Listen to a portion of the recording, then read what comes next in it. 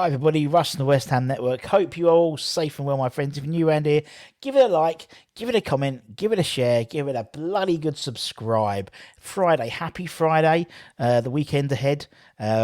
Although on Sunday will be Mark Noble's last time walking out at the London Stadium in a West Ham shirt. Obviously, he's doing Soccer Aid, which complicates when you try to say it's his last game in the London Stadium. It's not. But, and so we've got, loads of stuff to, honour his 18 years at the club. Over 4,000 minutes he's played at West Ham. That's almost a month solid. Almost a month solid just playing football. 548 appearances, 412 Premier League appearances, 60 odd goals, almost 40 penalty goals. What a career he's had at West Ham, and it'll be I don't think there'll be many dry eyes in the house. Let's be honest. I think we've got Ben Shepherd turning up as well. Sorry, Kashiri. I think Ben Shepherd's turning up as well, doing the after match sort of presentation. That's it, Russ. And they did a lap of appreciation and things like that, and loads of video packages and things. I think lots of Mark's former colleagues, former players will be there. We did a show a couple of weeks ago, the Noble Era. Over 200 players he's played with in his time at West Ham. Go back and check that out. And also we did the Noble quiz earlier on this week as well. Just a few questions about Mark Noble. See how well you do. But today I bring to you the Hammers headlines for the Friday the 13th. Just realised. Oh my God. Edition of Hammers Headlines in association with KUMB.com. Check them out. Over 25 years. They were going 7 years before Mark Noble started playing for the first team. Actually, he started there 3 years before I think he signed for the club. There we go, as a youth team boy. Anyway, three stories as always. The first one involves the London Stadium itself, and obviously lots of news about the UK athletics organisation moving out, so to speak, of the London Stadium. Journalist Martin Samuel, obviously big West Ham fan, had a really good piece in the Daily Mail, I think it was yesterday, which really interesting, and makes huge claims about what could happen now with West Ham and the future of the Olympic Stadium. We already know that the club announced that they're going to redevelop the West Stand, so it goes from 60,000 to 62,500. Obviously, there's capacity as well for more because a lot of stuff is blacked out still, so to speak, in terms of the tarpaulin around the top, very very top tiers.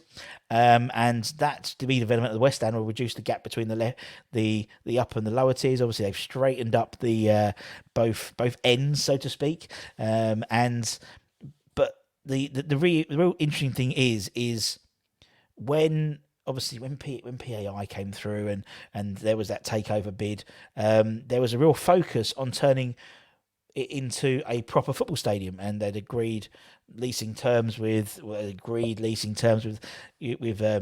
London Assembly and people like that. And it sort of put that into perspective. Now, obviously, UK Athletics are apparently going to be looking to move out of the stadium, and they're expected to move on. And Martin Samuel states that there will soon be an agreement for them to depart, which will allow West Ham to basically renovate the still largely bowl-shaped stadium arena into a fit-for-purpose football ground, saying basically what is about to happen now is what should have happened about 10 years ago. The Olympic Stadium was never viable as the home of athletics. Talks are ongoing between the UKA walking away and making their home elsewhere. They would receive about 10 to 15 million quid to facilitate the process. That's what they pumped in at the beginning of the whole development of the stadium, I believe, whenever it was. 12 years ago, maybe it started being built. West Ham would then be free to remould the arena for football. Fans nearer to the pitch, the seating reconfigured, with an average attendance of over 59,000 this season, the third biggest in the country. There's a good football ground struggling to get out from under all that bad planning. Now, we don't know necessarily what can be done, who will be doing it, who will be paying, all that type of stuff. It's believed that we can't dig down. That's what I've heard. We can't dig down into the Stratford ground.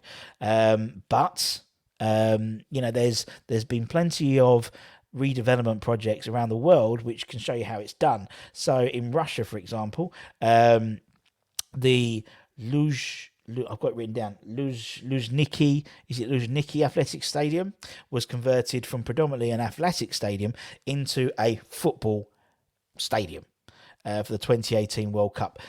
Google it and you'll see the transformation. Actually, go onto the Knees Up Upper Brown Twitter feed, because I'm sure they did a post about it about a year ago. But you can see what could be done. But we'll see what will be done. But it's interesting to see that it's sort of the first piece, isn't it?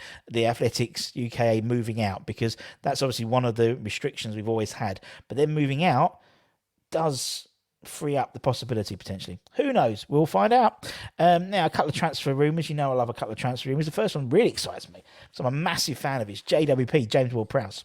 Apparently West Ham are looking at the prospect of signing the Southampton set piece specialist. Try and say that quickly. James Ward-Prowse this summer, according to an article in The Sun. There we go.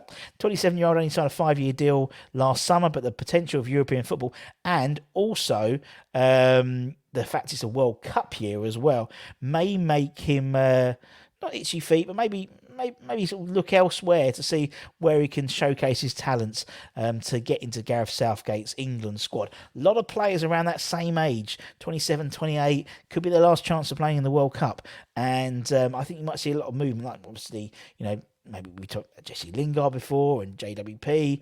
These type of players who are on the peripherals of the England squad, if they have a good few months, they could, get bumped up into the pecking order, perhaps. Who knows? We know Moyesy loves the dead ball specialist. We've got Aaron Cresswell on the left, but he's 32. He's coming to, maybe another couple of years left of the club. Obviously, James Ward-Prowse is predominantly a right-footed sort of dead ball specialist. He's scored something like 14 direct free kicks in the Premier League. I think Pyatt only had 6 or 7, I think it was, something like that. And he's made. There's been a lot of interest in terms of David Moyes bringing in an English midfielder to partner Declan Rice potentially. So JWP and also Calvin Phillips were both been sort of spoken about in that realm. Southampton may have already said that James Ward-Prowse is not for sale, but that is what every team says when their star players start attracting interest. There will be a price which will basically force the Saints to shake hands, even if it's likely to be a club record fee should it occur.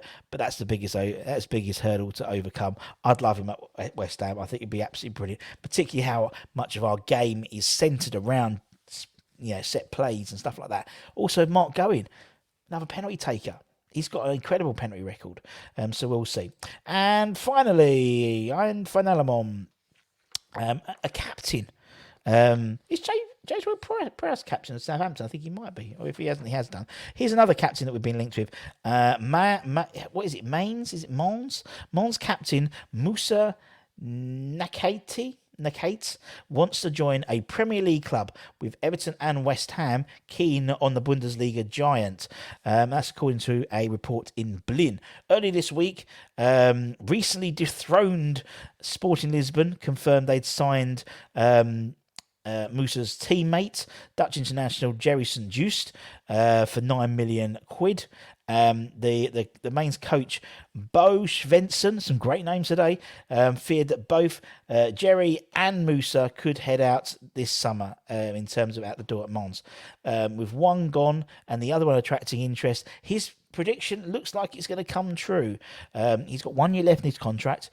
He's a penalty-taking centre-half as well, which is nice. He captains the side, who have gone from relegation candidates to European hopefuls in the blink of an eye. Bit similar to West Ham, really. He'll be available for as little as £8 million because he's got 1 year left on his contract. And that's obviously perks the interest of people like West Ham and Everton. It seems that he would jump at the opportunity to join David Moyes. Maybe David Moyes. According to the article, Wolfsburg recently approached him, 6'3" man mountain, same height as Bonner, I think, and asked whether he would be willing to go to them. However, he issued a firm response, making it clear he's holding out what is described as an economically attractive offer from a Premier League club. Okay, interesting choice of words. Now what we can deduce from that is he's clearly coming to the conclusion that the money's on offer in England rather than the Bundesliga. Apparently he's only on 12,000, ridiculous, isn't it? But he's only on 12 grand a week. And obviously he would get a substantial pay rise if he moved to London Stadium or Goodison Park. So we'll see. He's a bit of a unit. We've spoken about him before, I think in the summer, as well as many other these transfer rumours that seem to be coming back up again. And that's it, my ladies and gents. As I said, have a nice weekend. We'll be around on Sunday. We'll probably do a live show from the Supporters Club after the game. Also to Mighty Card next Wednesday, we've got Trevor Morley on the channel, doing a live Q&A next Wednesday, 9 p.m. UK time. So make sure you come along to that. They're always good fun, always a giggle. And so yeah, it's all good fun and games. And that's it. So take care, everyone. Stay safe. Wash those hands. Stay lucky. Stay cheeky. Stay positive. And I'll see you guys very, very soon. Ta-ta, my friends. Ciao, ciao for now.